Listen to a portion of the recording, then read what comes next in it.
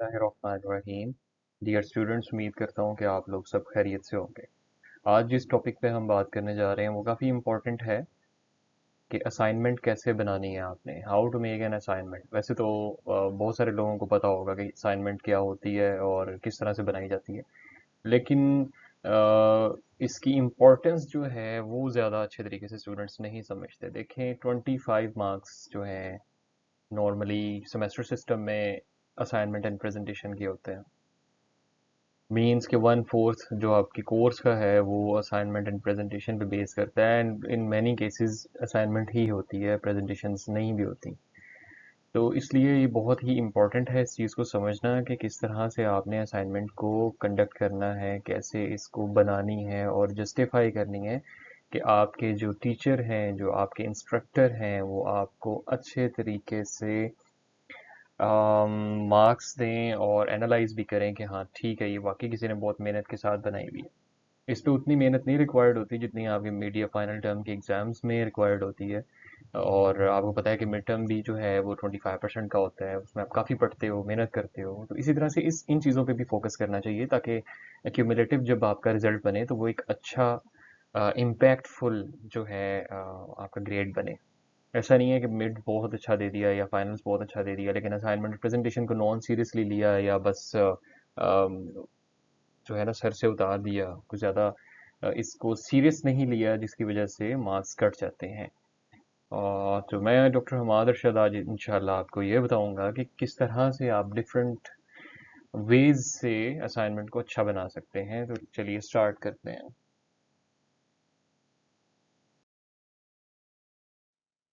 अच्छा जी, इसमें different steps होते हैं। लाइक मैंने इसको डिवाइड कर दिया है डिफरेंट स्टेप्स, 10 डिफरेंट स्टेप्स। वो देखते हैं कौन कौन से स्टेप्स हैं जिसके थ्रू आप असाइनमेंट को स्टार्ट से एंड तक कंप्लीट कर सकते हैं। ये वेरिएबल हो सकते हैं, लाइक मे बी इसमें छोटे स्टेप्स भी हों, ज़्यादा भी हों, कम भी हों, क्योंकि असाइनमेंट जो है समटाइम्स आपको हैंड रिटन भी मिल सकती है, जो कि बड़ा अब कम ट्रेंड है, कम रेयर चांसेस हैं। ज़्यादा ये चांसेस होते हैं कि आपके पास जो कंप्यूटर के ऊपर सॉफ्टवेयर अवेलेबल हैं, लाइक माइक्रोसॉफ्ट है, उस पर ही असाइनमेंट बनानी होती है। So let's say C one by one कि किस तरह से आपने इन स्टेप्स को फॉलो करना है और असाइनमेंट बनानी है। जब सबसे पहले इसमें आपके पास आता है अंडरस्टैंड द टाइटल। आपने टाइटल को कैसे अंडरस्टैंड करना है कि आपका जो टीचर है, आपके इंस्ट्रक्टर क्या पूछना चाह रहे हैं, what is in the mind of your professor that he और she wants to wants to work you to work on this. तो इसके लिए आपकी अंडरस्टैंडिंग टाइटल पे सबसे इम्पोर्टेंट है। इनको हम डिटेल में भी देखेंगे। सेकंड स्टेप है जी, make an outline based on your title. आप उसकी एक आउटलाइन बना देंगे कि इसमें कौन कौन से डिफरेंट कंटेंट्स होने चाहिए। इस तरह टेबल ऑफ कंटेंट होता है, तो उसी तरह से आपने एक आउटलाइन सी बना लेनी है, एक स्केच बना लेना है कि ठीक है ये हम चीज़ें इस पे करेंगे। थर्ड पे है finding the source of literature या डेटा। जब आउटलाइन बन जाएगी, कंटेंट्स आपको पता होंगे कि क्या होने चाहिए उसके बाद जाहिर है आप डिफरेंट सोर्सेज को, रिसोर्सेज को यूज़ करते हुए लिटरेचर को फाइंड करेंगे और जो डेटा है आपका डिज़ायर्ड उसको फाइंड आउट करेंगे और गैदर करेंगे अपने पास। इसी से मिलता जुलता नेक्स्ट स्टेप है data collection and management. Sometimes होता है आपको असाइनमेंट्स इस तरह की मिलती हैं जिसपे मल्टीपल डिफरेंट वेबसाइट से या डिफरेंट सोर्सेज से आपको डाटा कलेक्ट करना पड़ता है। इवन इन सम केसेस आपको ह्यूमन रिसोर्स की भी ज़रूरत पड़ती है, लाइक आप सर्वे करते हैं ह्यूमन बींग से और वहाँ से डाटा कलेक्ट करते हैं और उसकी मैनेजमेंट किस तरह से करनी है ये देखें, ये आपको पता होना चाहिए। Next is formatting and editing. Coming towards computer based assignment, इसमें आपके पास जो सिंपल सॉफ्टवेयर है माइक्रोसॉफ्ट ऑफिस का, एम एस वर्ड है या पावर पॉइंट है, एक्सेल है, जो भी है, उसमें आपने किस तरह से इसको फॉर्मेट एंड एडिटिंग करनी है। और नेक्स्ट स्टेप जो है वो है एडिंग टेबल्स एंड फिगर्स। उसी फॉर्मेटिंग वाले एडिटिंग वाले फाइल में आपने खुद से किस तरह टेबल और फिगर्स ऐड करने हैं। फिर आप उसको at the end main body के बाद ये formatting, adding tables and all that summarise करते हैं। समरी भी इंपॉर्टेंट होती है, एंड देन रेफरेंसेस ज़रूर होने चाहिए। Reference are mostly desired by the professors, फिर टाइटल पेज है, बहुत इंपॉर्टेंट चीज़ है ये भी। अट्रैक्शन किस तरह आपने लेके आनी है अपनी असाइनमेंट के अंदर, आपका जो प्रोफेसर है उसको फर्स्ट लुक के अंदर ही आपकी असाइनमेंट अपील करे, आपने इस तरह का टाइटल पेज बनाना है, उस पर भी बात करेंगे। And last but not least कि आपने टाइटल पेज के बाद जो इनिशियल पेजेस होते हैं उनको किस तरह से लेके चलना है। फॉर एग्जांपल आपने टेबल ऑफ कंटेंट अच्छा से बनाना है, आपने अगर कोई फिगर्स ज़्यादा बनाई हुई है तो लिस्ट ऑफ फिगर्स दे दें, लिस्ट ऑफ टेबल्स दे सकते हैं, जो आपने उसके अंदर डिफरेंट एब्रीविएशंस यूज़ किए हैं उनको भी आप उसमें बता सकते हैं। सो बेसिकली ये 10 डिफरेंट स्टेप्स हैं जो आपके सामने है इस time. And you can see कि इसमें जो बेसिकली ये स्टार्ट वाला है, जो ये फर्स्ट है understanding the table, second, third, fourth, ये पहले चार जो स्टेप हैं ये एक तरह से वो पहली स्टेज है। और उसके बाद नेक्स्ट यहाँ फॉर्मेटिंग एंड एडिटिंग से हम स्टार्ट जब करते हैं तो उसके अंदर एक नया एक फेज शुरू हो जाता है। And then we end up at references and then again title page and initial pages, ये एक अलग से स्टेज है। सो बेसिकली 1, 2 एंड 3 स्टेजेस हैं, इसमें 10 डिफरेंट स्टेप्स में मैंने इसको डिवाइड किया है। चलें जी, अब चलते हैं स्टेप नंबर 1 की तरफ। और सबसे पहले हमने बात की थी कि understand the title of your assignment. जो भी असाइनमेंट आपको मिले, आपको टास्क मिले, आपने उसके टाइटल को अंडरस्टैंड करना है। उसके लिए क्या करना पड़ेगा आपको, look into the initial words of the title. जो टाइटल है उसके शुरू के वर्ड्स को देखें, आप उसको एनालाइज करें कि क्या उसमें डोमिनेट चीज़ कर रही है। Try to separate the title into different parts, maybe 2 और 3 पार्ट्स। जो टाइटल है उसको आपने डिफरेंट पार्ट्स में सेपरेट कर लेना है, खुद से एज्यूम करना है कि अच्छा ये वाला इसका एक पार्ट है, ये दूसरा पार्ट है। Focus on the primary part of the title first to make the outline. अब जो पूरे टाइटल में कुछ आपको नज़र आएगा जो प्राइमरी होगा, मीन्स जो डोमिनेट कर रहा होगा, और उसको आपने आउटलाइन में पहले लेके आना है। Once you are done with the primary part of the title, then make outline according to the other parts which may be secondary parts। तो आपने फर्स्ट जो प्रायोरिटी वाला है उसके बारे में बना लेनी है आउटलाइन, फिर दूसरे के बारे में, तीसरे के बारे में, जो भी आपको समझ आ रहा है आपने वो बना लेना है। Then moving towards the next step, now you have done a good job and ready to go for further making an outline for the assignment। यानी कि आपने अभी तक अच्छा काम कर लिया है और आप इसकी आउटलाइन बना सकते हैं मज़ीद, मतलब इसको एक्सपेंड कर सकते हैं। लेट्स हैव फ्यू एग्जांपल्स, कुछ एग्जांपल्स देख सकते हैं टाइटल्स की। For example, role of a microbiologist in clinical diagnostic lab. तो अगर आप गौर करें इसमें, role of a microbiologist in clinical diagnostic lab, तो मैं अगर होऊंगा इसको और हाईलाइट अगर मैं इसको करना चाहूँगा तो कुछ इस तरह से, रोल ऑफ माइक्रोबायोलॉजिस्ट। ठीक, तो इसमें माइक्रोबायोलॉजिस्ट डोमिनेट कर रहा है मेरी नज़र में कि माइक्रोबायोलॉजिस्ट क्या होता है। And then clinical diagnostic lab, ये क्लिनिकल डायग्नोस्टिक लैब क्या है। तो ये दो पार्ट्स हैं, इन दोनों के ऊपर आप बात कर सकते हैं। दूसरा एक और है एग्जांपल के तौर पे, multi drug resistance in bacteria and current challenges. तो हम जो बात इसमें इसको डिवाइड कर सकते हैं, मल्टी ड्रग रेजिस्टेंस क्या होता है इन बैक्टीरिया, करंट चैलेंजेस क्या है कि आपके पास जो ये प्रॉब्लम है मल्टी ड्रग रेजिस्टेंस की उस बैक्टीरिया में, उसमें अभी करंटली क्या चैलेंजेस चल रहे हैं। Third, role of artificial intelligence in emotional behaviour of robots. तो इसमें भी इसी तरह से आप इसको डिफरेंट पार्ट्स में कर सकते हैं। आर्टिफिशियल इंटेलिजेंस के बारे में आप बता सकते हैं, पहले ये डोमिनेट कर रहा है, इमोशनल बिहेवियर दूसरा है रोबोट्स के अंदर। ठीक, तो this is how you can just split the title to different parts. अब आउटलाइन की बात करते हैं। फॉर एग्जांपल अभी हमने ये एक टाइटल की एग्जांपल देखी थी कि multi drug resistance in bacteria and current challenges. In this case as you can see कि अभी इसको डिफरेंट कलर मैंने दे दिया, मल्टी ड्रग रेजिस्टेंस पे और बैक्टीरिया और करंट चैलेंजेस।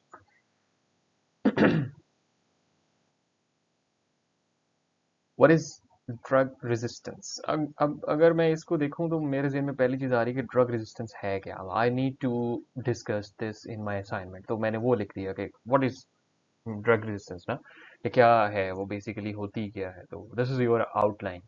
सेकंड में होगा what is multi drug resistance, multi drug resistance क्या है, या importance of multi drug resistance, MDR क्या होता है, मतलब ऐसा क्या है इसके अंदर के ये हम डिस्कस कर रहे हैं या इसकी असाइनमेंट दी गई है आपको।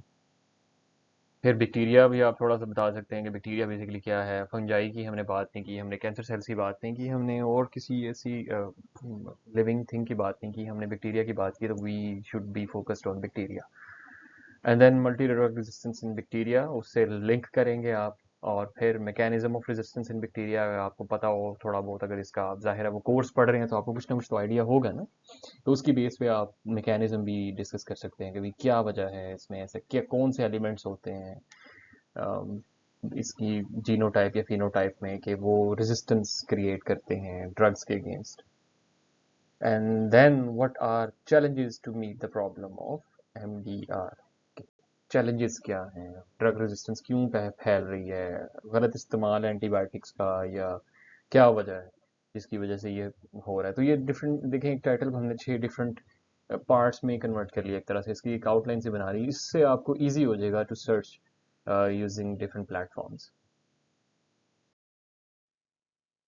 Then finding the source of literature data, अब आपके पास आउटलाइन है, आपको पता है कि कौन कौन सी आपकी क्वेश्चंस हैं या कौन कौन सी आपकी हेडिंग्स हो सकती हैं, तो उसकी बेस पे आपने इसको सर्च करना है। आपके पास इंटरनेट सोर्स है definitely different, like Google Scholar है, websites of different universities organisations या अथॉरिटीज़ है, तो इनको आप यूज़ करते हो। ऑथेंटिक सोर्स होना चाहिए बेसिकली, इंटरनेट से भी लें, और ऐसे नहीं है कि किसी का बिल्कुल ही कोई ब्लॉग है नॉर्मल सा और उसमें से आपने चीज़ें ले ली। यू हैव टू वेरीफाई कि आपका जो सोर्स है दैट शुड साउंड वैलिड। और इसी तरह से ब्लॉग से आर्टिकल से भी ले सकते हैं आप। सिंपल गूगल, या बच्चे मतलब गूगल का लिख देते हैं तो गूगल में भी आगे बहुत सारी चीज़ें हैं, तो उसको स्पेसिफाई करना चाहिए।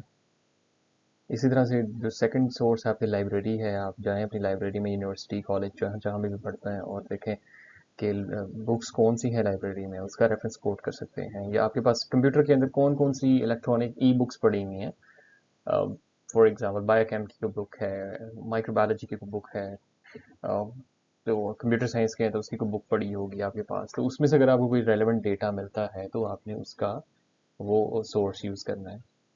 इसी तरह प्रिंट मीडिया हो सकता है, सोशल मीडिया प्लेटफॉर्म भी हो सकते हैं। आजकल इंफॉर्मेशन जो है वो बहुत क्विकली ट्रांसफ़र होती है, ऑथेंटिक है या नहीं वो एक अलग क्वेश्चन है, लेकिन आपको वो ये प्रिंट मीडिया और बाकी ये सारी चीज़ें बहुत सारी इंफॉर्मेशन एट टाइम्स दे सकती है। फॉर एग्जांपल कोविड के दिनों में सबसे ज़्यादा हमें जो है ये मीडिया के थ्रू चीज़ें पता लगती थी, आउटब्रेक्स का सोशल मीडिया पे पता लग जाती थी।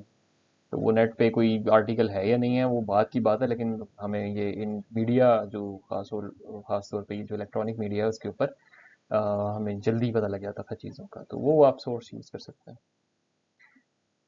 Important point during the search, आपने कुछ चीज़ों का ख्याल रखना होता है। लेट्स सी कि क्या चीज़ें हो सकती हैं वो। ये वीडियो इनसेट में आप देख सकते हैं कि आपने जब गूगल पे सर्च करना है कुछ भी, तो क्या चीज़ें सामने आपके आती हैं। फॉर एग्जांपल डिफाइन बायोकेमिस्ट्री आपने लिखा, तो ये डिफरेंट सोर्स आ रहे हैं आपके सामने।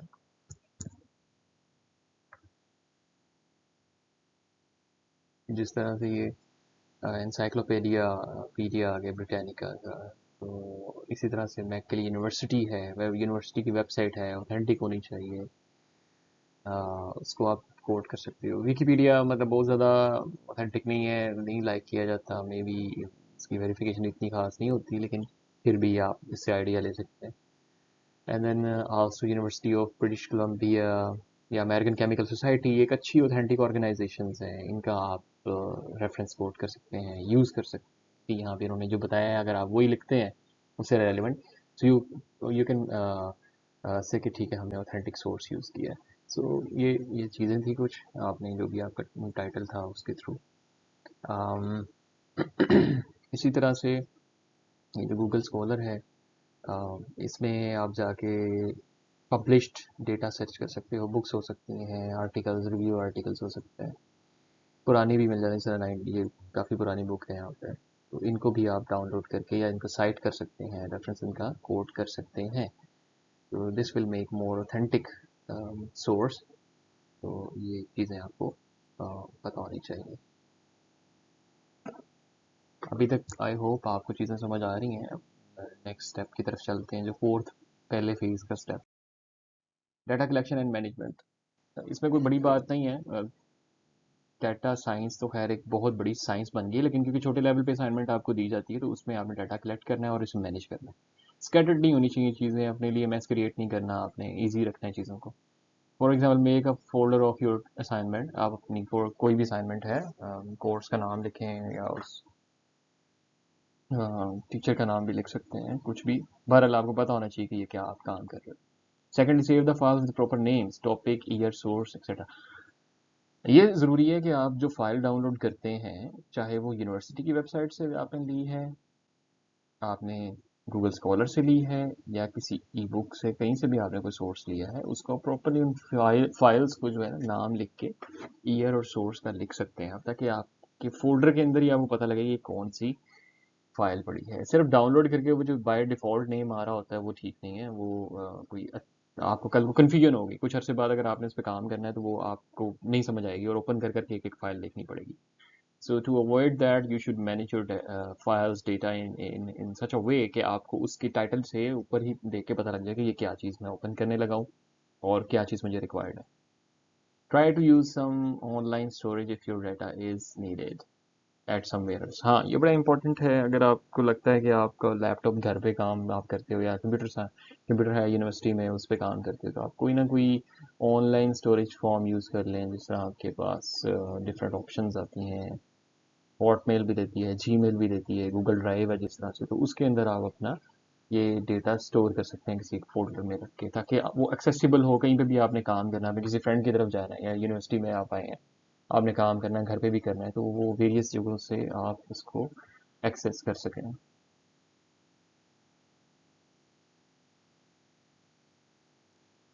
इस वीडियो को देख लेते हैं, जस्ट जस्ट एन एग्जांपल कि इस तरह से आप मैनेज कर सकते हैं। फॉर एग्जांपल आपने अपनी डेस्कटॉप पे या कहीं पे भी फोल्डर बना लिया है, ठीक है, जो भी आपका कोर्स है उसका, और उसको लेबल किया आपने उस कोर्स के टाइटल से, and then if you have files, multiple files, तो उन फाइल्स को आप यहाँ पे क्रिएट कर सकते हैं, या आप उनको पेस्ट कर सकते हैं फ्रॉम अदर सोर्स। तो वो आपके पास एक जो भी फॉर्म में होगी उसको आप रीनेम कर लेंगे। फॉर एग्जांपल ये है इंट्रोडक्शन ऑफ माइक्रोबायोलॉजी है या बैक्टीरिया है, आपने अपने असाइनमेंट में यूज़ करना है, तो आपने उसकी एक फ़ाइल बना दी। इसी तरह से कोई और आपको नेक्स्ट आउटलाइन है या नेक्स्ट आपका जो टास्क है उसके अंदर, जिस तरह क्लिनिकल डायग्नोस्टिक लैब है, जो भी हम एग्जांपल पढ़ रहे थे, सो उस पॉइंट ऑफ व्यू से आपने इसमें एक दूसरी फाइल सेव कर दी। एंड सिंपली, मतलब आपके पास जितनी भी फाइल्स होंगी, अगर आप इस तरह से इसको सेव करेंगे तो it it it will take a little time, लेकिन बाद में आपको बहुत सारा टाइम बच जाएगा, एक अच्छी मैनेजमेंट हो जाएगी आपकी। So this is it. बाकी जो है नेक्स्ट स्टेप्स में हम इंशाल्लाह नेक्स्ट टाइम डिस्कस करेंगे, तो वो उसको फॉर्मेटिंग वगैरह कैसे करनी है। अभी तो खैर काफ़ी टूल्स अवेलेबल हैं ऑनलाइन भी, आप उसको कर सकते हो, लेकिन ये बेसिकली 4 स्टेप्स थे पहले वाले, जिस पे आपको फोकस करना है कि कैसे हमें ये काम करना है।